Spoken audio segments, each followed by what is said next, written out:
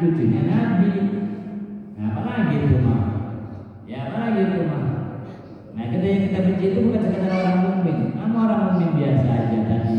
Ancamannya berarti kata Nabi dia benci sama aku. Kalau dia benci sama aku, dia benci sama Allah. Bagaimana lagi kalau mukminnya itu keluarganya Nabi? Lebih lagi berarti. Ya lebih lagi. Ya lebih lagi. Karena ya Al-Imam Syafi'i katakan itu kita untuk mencintai mereka Ahlul Bait itu hukumnya wajib. Ada yang Syafi'i itu ya Ahlul Bait Rasulullah hukum fardun minallah ibu an anzala. Wahai keluarga Rasulullah SAW, mencintai kalian itu adalah sebuah kewajiban yang Allah wajibkan itu bukan sekedar perintah biasa, tapi Allah cantumkan dalam Al-Quran. Ya, kewajiban kita itu mencintai mereka itu Allah cantumkan dalam Al-Quran. Ya, mana perintahnya? Ya, apa kata Allah? Ya, dalam Al-Quran. Ya, untuk Nabi nyatakan Nabi gak minta apa-apa dari umatnya. Yang Nabi minta hanya kita mencintai keluarga mereka. Ya, apa kata Nabi Kullah sallallahu alaihi wasallam illa mawaddah fil qurba. Itu kan kewajiban dari Allah. Perintah dari Allah. Apalagi kalau itu. Ya, bahkan dikatakan kafakum min ajril ghadri annakum man lam yusalli alaikum wa sallallahu. Maka cukuplah kadar kalian itu, besarnya kadar kalian itu sudah cukup kami sadari, kami ketahui. Kenapa besar kadar mereka, posisi mereka, manzilah mereka, kedudukan mereka itu sangat tinggi. Man lam yusalli alaikum wa sallallahu. Siapa yang enggak sholawat kepada kalian itu keluarganya Nabi, maka dianggap enggak salawat. Maka ketika kita bersalawat, Allahumma sholli ala sayyidina Muhammad wa ala ali sayyidina Muhammad. Nah, itu tentang keluarga Nabi. Bapak Ibu, Nabi yang namanya keluarga itu, orang dekat beliau itu kan gak semuanya mukmin. Ada yang tidak mukmin. Yang tidak mukmin aja kalau sering disebut Nabi gak suka. Contoh Abu Lahab. Ya Abu Lahab. Abu Lahab diabadikan dalam Al-Quran. Tabat yada Abi Lahab wa tab. Allah kutuk dalam Al-Quran. Tapi itu kan beliau pamannya Nabi. Jadi yang namanya paman kan itu ada di lingkaran keluarga. Beda kita. Ada orang lagi pada ngobrol ngiritain cing kita, ngiritain kita kan kita nggak suka. Ya kan? Nggak suka kenapa? Itu bagian dari keluarga kita. Keluarga besar kita. Nabi juga begitu. Sehingga kita makruh salat itu baca surah Al-Ahzab. Kalau bukan urutan kayak tarawih. Ya kalau bukan urutan kayak tarawih itu makruh baca surah Al-Ahzab sama yang lain. Kalau bukan urutan hataman kayak tarawih atau hataman Quran itu makruh kita baca surah itu. Sehingga Nabi pernah melihat dua anak hadan aktar menggerak surat Al-Quran tabat. Ya Nabi melihat ini ada seorang sahabat. Kau surahnya demen banget baca tabat, surah Al-Ahzab. Ya baca surah Al-Ahzab. Ya para Nabi lihat itu dia sering banget baca surah itu. Ya Nabi katakan sama sahabat yang lain baik guru lahu. Ya Nabi katakan, la surat bil Quran illa hadal bakat. Saudaraku, sahabatku, emang dalam Al-Quran gak ada surat lain, cuma Al-Ahzab doang. Itu artinya Nabi gak suka.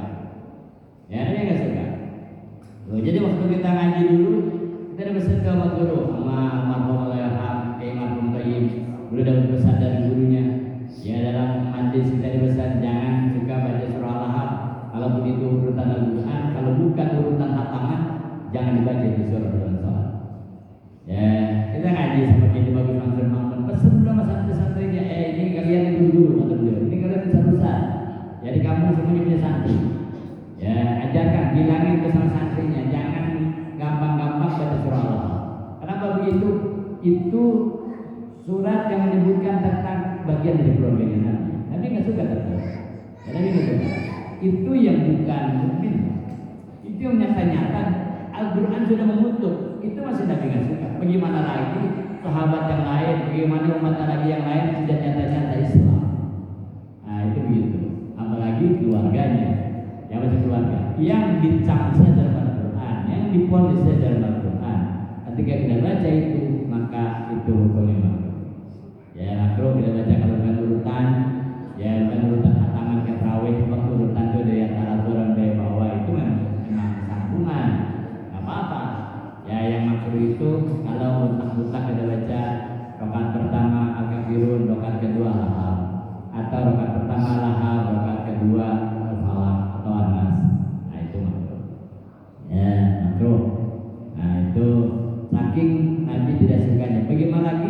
dengan sahabat-sahabat beliau yang nyata-nyata muslim, mukmin, soleh, wali lagi.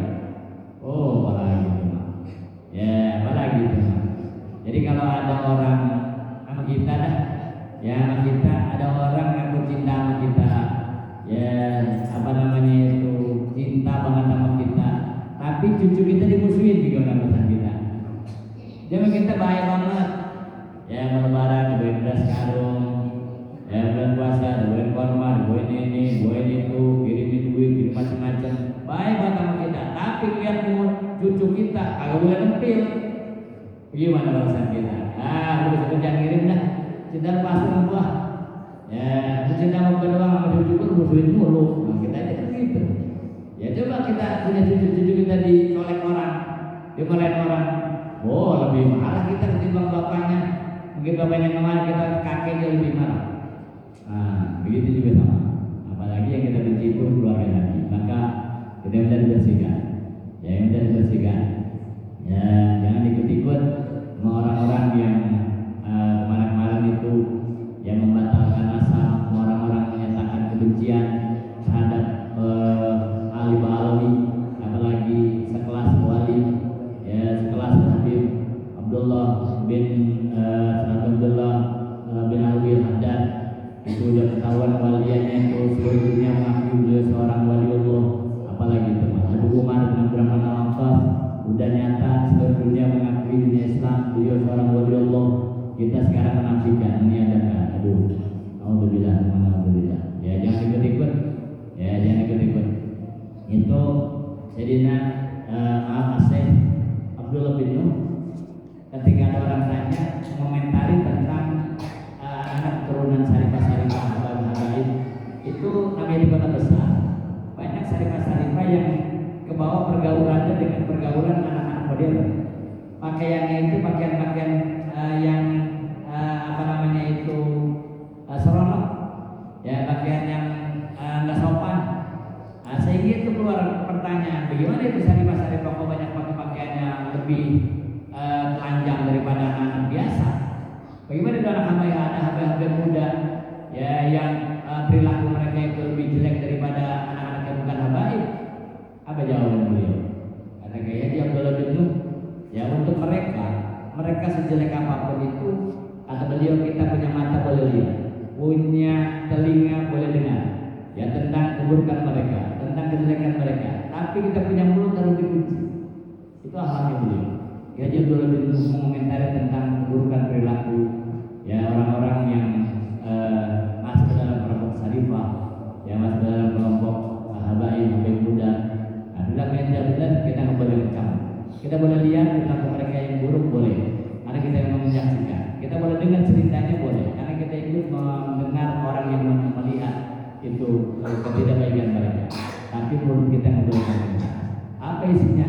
No comment. Nah itu, ya apalagi itu.